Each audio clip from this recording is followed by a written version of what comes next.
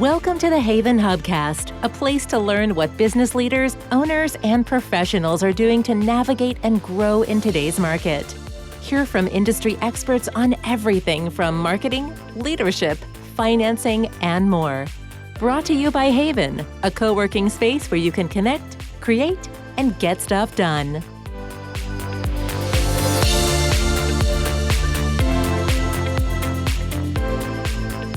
Hello, and welcome to another episode of the Haven Hubcast. I'm your host, Nancy Sheed.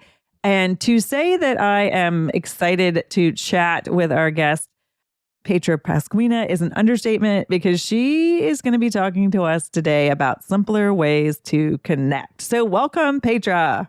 Thank you so much for having me. I'm so excited to be here. Backstory, I heard about Petra's current product, or her current business called Groopl. And I felt like I was like a kid in a candy store, like in the front row, raising my hand going, oh my God, this is so exciting. So I'm really looking forward to diving in to your business, Petra. But before we do that, I always like to sort of give the backstory. And Petra, like many of us, came from corporate before getting into the entrepreneurial space. Petra, what did life look like for you as a young woman who was thinking about what she wanted to be when she grew up? Was tech part of your world? Was it, were you a salesperson? Were you a marketer? Or do you have some obscure major that nobody's even heard of? So I've always been a marketer at heart, that everything comes from people and comes from creating things that people love. I'm also a builder, so I like to build things and I like to create things that solve people's problems. And coming from that, I think you can't go wrong when you're always in service of your customer. So my journey has taken me from marketing through sales all the way now to being a tech entrepreneur. And, it sounds a little crazy, but it makes sense when you actually, see it on paper and why I made those changes when I did. It's never linear, and sometimes it makes a whole lot more sense, as you said, looking backwards. And so did you, when you say you started in marketing, was that a major? Was that your first job out of college? Or were you doing this before you even got into real work?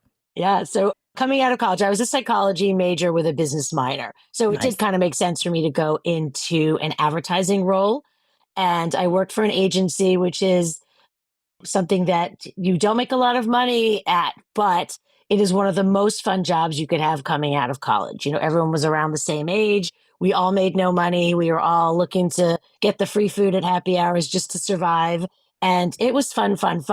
Exactly. And I did that for about 2 years. And then I realized I wanted to really be more on the strategy side than the execution side, which is where I was on the agency side as a very junior person. So I went back to business school and got my MBA. And then from there, I moved into a career in marketing for the next 10 to 20 years. Awesome. And I want to just, not to name drop, but you did work at some well-known companies, one of which was Meta. Were you still in the marketing mode at Meta, or did you shift over into sales? Because those are two different jobs with lots of overlap. Yes. What did that look like? So there I was in sales. I was in a sales role, and I also did some sales training there as well. So I came into the organization really more as a change management role. We were helping to transition the sales team from being much more product selling to solution sellers. And that shift really does speak to, I think, my marketing background and addressing the needs of your customers versus just simply selling a product. Yeah. And that was a really natural place for me to come into the company. They were growing at a crazy rate at that point, and sellers came from all different backgrounds. So we really wanted to have a consistent language, a consistent approach to customers. And so that's how I started there and then transitioned back into sales. I love that. Yeah. But I'm loving that because to me, I think I do terrible at sales. I love marketing, but the sales is a whole different animal. But as you said, thinking about it in service, I always makes it easier. Or even from PR, I'm like, oh, PR. But if you tell me I'm making somebody's life easier or I'm informing them and educating them, it feels a lot better. And you were at Meta for a while. And I know you also worked at MasterCard. Again, another company that's very well known, not small, right? And big. And how did you carve out your own space in terms of being able to figure out what your impact was in a corporate world, which is obviously very different now that you're in an entrepreneurial world? But Was it a certain team? Were you charged with impact? Was it starting something new? How did you get a sense of sort of what your work was doing was critical in these bigger places? So I always look for that white space. I always try and find that space where people aren't speaking to the customers in the right way, or there's an opportunity. And one of the big things I did on MasterCard that led me to kind of my next role and then my next role was I actually built out the whole Latinx marketing Mm. program there. So we realized we weren't speaking to the Hispanic consumer in the United States very well or very effectively. And I was able to build a business plan, build a model, build the communications and all of that to speak to that. They called me the abuela of MasterCard because I was the OG founder of all of the Latinx marketing activities there. And that led me to my next role, which was in the sales team at Univision. So that kind of took me to Wow. the next thing. And I was at MasterCard for about 10 years. I did other things there as well. I was there for the inception of the Priceless campaign. So I saw some major, major marketing, heavyweight campaigns, and just real powerhouse marketing happening while I was there. The research we were able to do with consumers was phenomenal. But it was a really, really great basis for me to dig my hands into a marketing solution. Yeah, Yeah. It still felt new. You weren't just spinning the wheels. You weren't a cog. I love that, the it was finding the great. white space Yeah. and finding the opportunities. So Pedro, you've done corporate, you've been making impact and, starting and building and creating in the name of others or for others. What was your catalyst to sort of go out on your own and launch something of your own? We're going to talk about Groopl, but was there, you saw the need in the market, you started it, this was a side hustle? Was there I need to go all in? I always love hearing this big aha moment. Yeah, a bit of both. I mean, I think the pandemic was a big catalyst for me. I actually was working at a smaller startup at that point and wanted to change, wanted to, as you mentioned before, really have ownership over something and really Mm-hmm. be able to have as much impact as I could and know that I was a big part of creating that change. And I saw a need in the market, again, that white space where for smaller groups and clubs, there really wasn't software for them. So getting people together felt like herding cats, particularly after the pandemic, where a lot of people went internal, people Mm. hunkered down, people left their groups, groups disbanded, and it was really hard to gather. And people were very apprehensive about getting together in person. And so coming out of the pandemic, there was this epidemic of loneliness. People didn't really want to or know how to come together with others again. And yet there was a need for that. We all got kind of weird. And we did. There's no better way to say it. We all got kind of weird.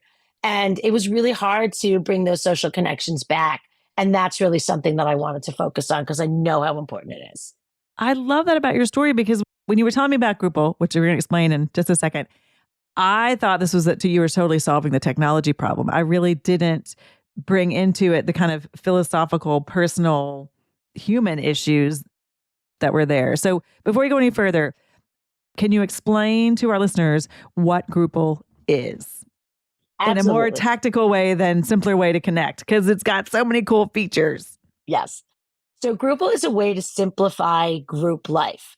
So if you think about the organizer who's bringing people together, and I am that person, the Me too. organizer who's bringing people together, it can be a really thankless job. And as I said, I've heard people mention it like herding cats.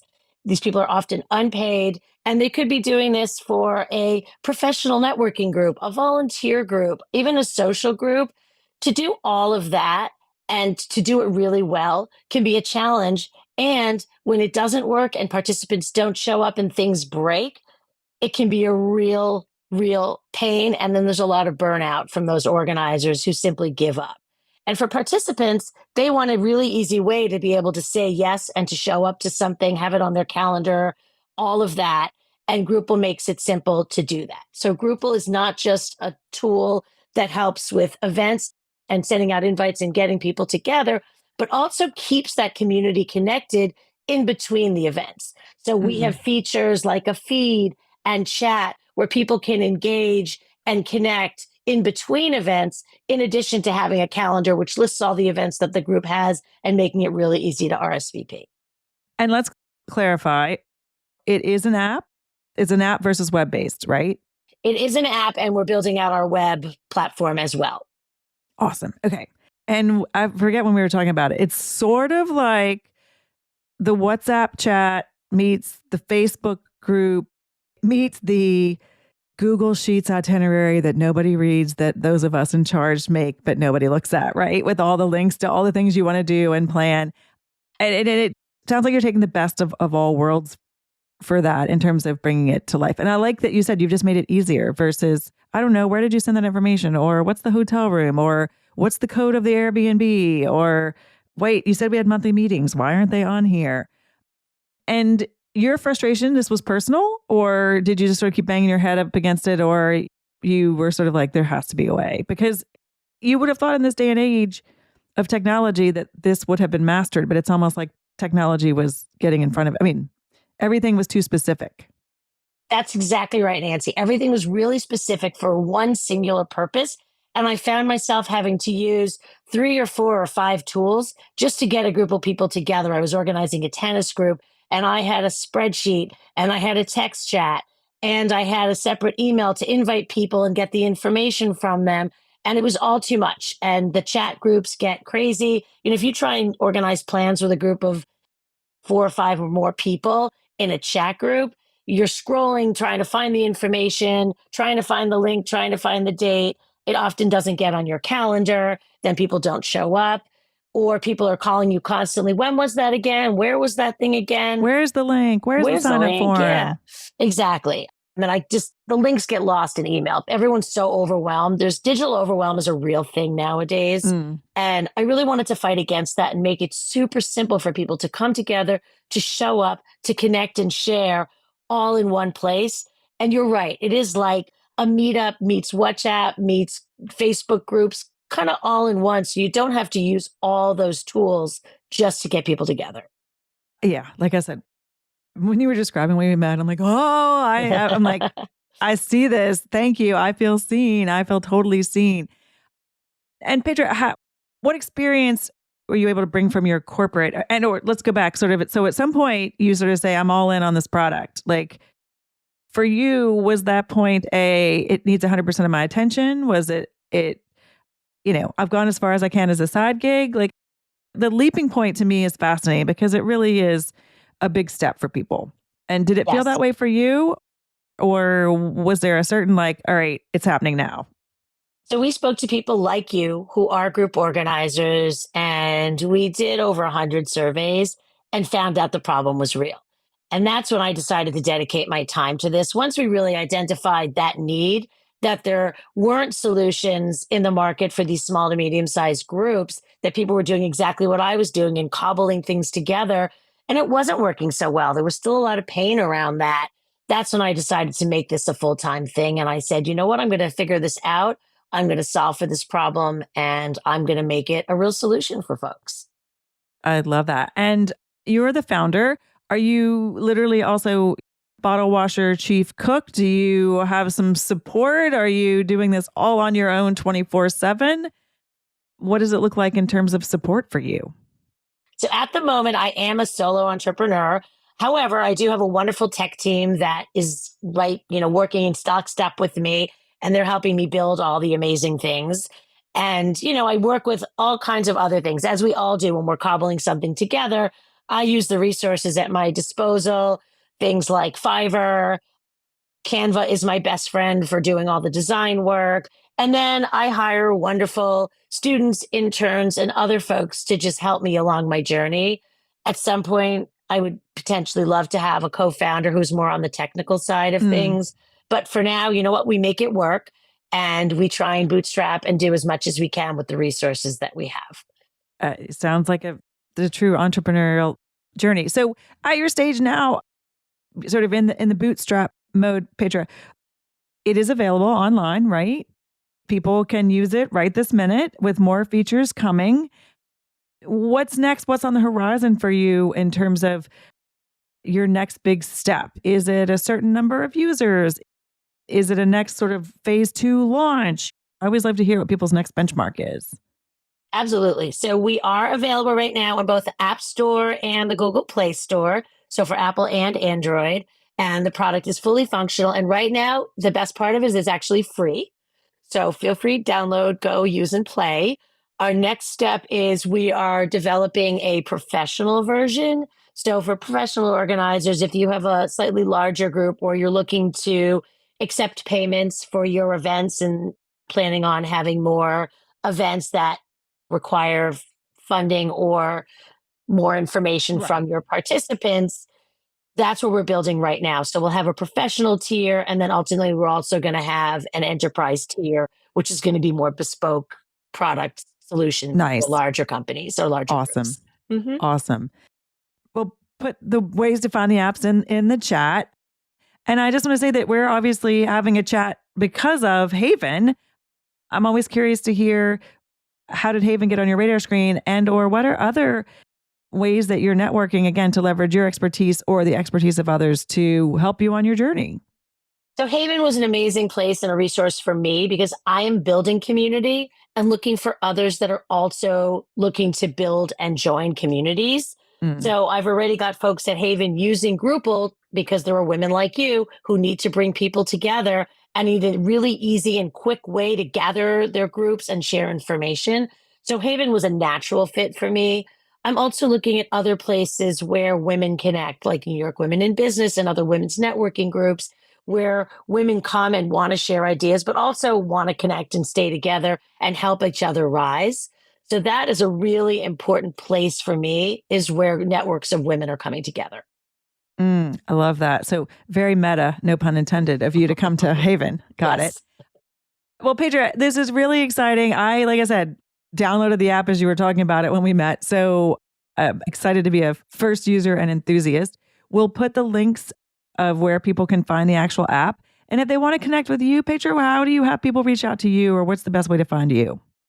So they can reach me at my email, which is Petra, Petra, at groopl.com.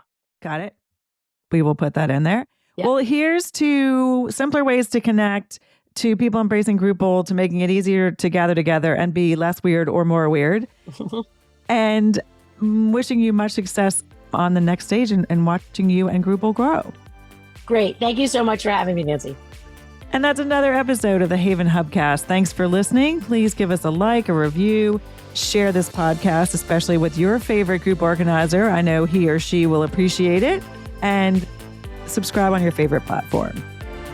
Thanks for listening to the Haven Hubcast, a place to learn what business leaders and owners are doing to navigate and grow in today's market. Please leave a review on Apple Podcasts and subscribe on your favorite podcast app. Haven is a co-working space and virtual community located in the heart of Fairfield County, Connecticut. Haven is a hub for business owners and professionals to connect, create, and get stuff done. Find out more about the Haven community online at haven.com. That's HAYVN.com. Haven Hubcast is produced by Sound Advice Strategies.